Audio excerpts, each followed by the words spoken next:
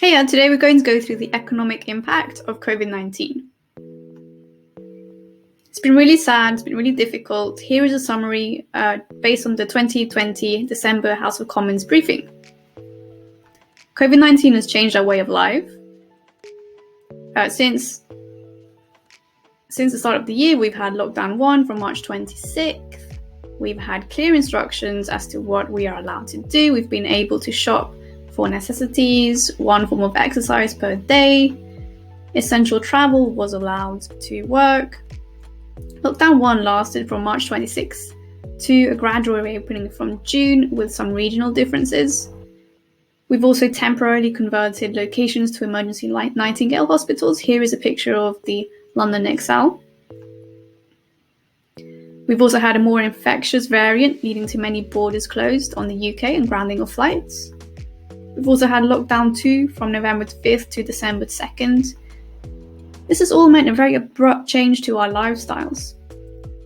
And most jobs had to be shifted from face-to-face to online pretty immediately. But not all jobs can make this shift fully, and some workers had reduced hours. Weekly working hours actually fell by 20% from April to June. That was during lockdown 1. Other workers were actually put on furlough. They weren't able to work. And with consumers having restrictions to leave home, consumer spending fell, aggregate demand fell, and that is predicted to shrink our economy. The same with many businesses closing, supply capabilities fell, also again closing, reducing the output in our economy. And the output in our economy actually shrunk by 25% during lockdown 1. But since October 2020, it's shrunk by 8% compared to the pre-pandemic levels. Unemployment has briefly increased from 4 to 4.9%. The government has had a few policies to protect workers from losing their jobs. Here we have the Coronavirus Job Retention Scheme. This is the furlough scheme. And the government provides up to 80% of wages for workers even if they were not working. This meant that firms had to pay a lower wage bill, making them more likely to be able to afford to retain employees.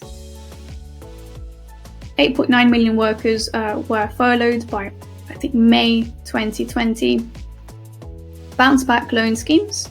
Businesses were offered loans of £50,000 or 25% of their turnover.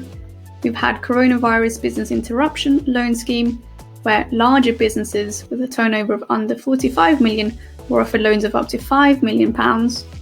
We have the coronavirus larger business interruption loan scheme for businesses larger than 45 million to also receive some support. We've had the Eat Out to Help Out scheme, where we've already claimed £849 million.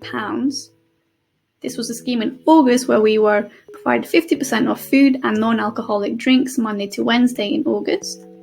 We've also had tax cuts, VAT tax cuts for hospitality, accommodation. And these were really expensive. The government spent billions.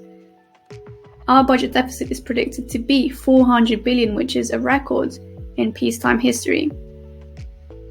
That means that budget deficit grows from 2.1% of GDP to 20% is expected. Monetary policy has also been really busy. Interest rates have fallen from 0.5% to 0.1%. Combined with the term funding scheme, this ensured that the tax rate cuts would be passed on by banks. 450 billion was printed in 3 rounds of quantitative easing. They've also lowered the reserve requirement to increase the money supply. And that's it. Hopefully that was a really helpful summary. Thank you so much. If you like this video, please hit the like button. Please subscribe to get more of these videos. Remember to also look at the description. I've got a summary of what we've just said, and I've also got a longer 5-6 pages worth of more detailed responses and facts. Thank you so much. Bye.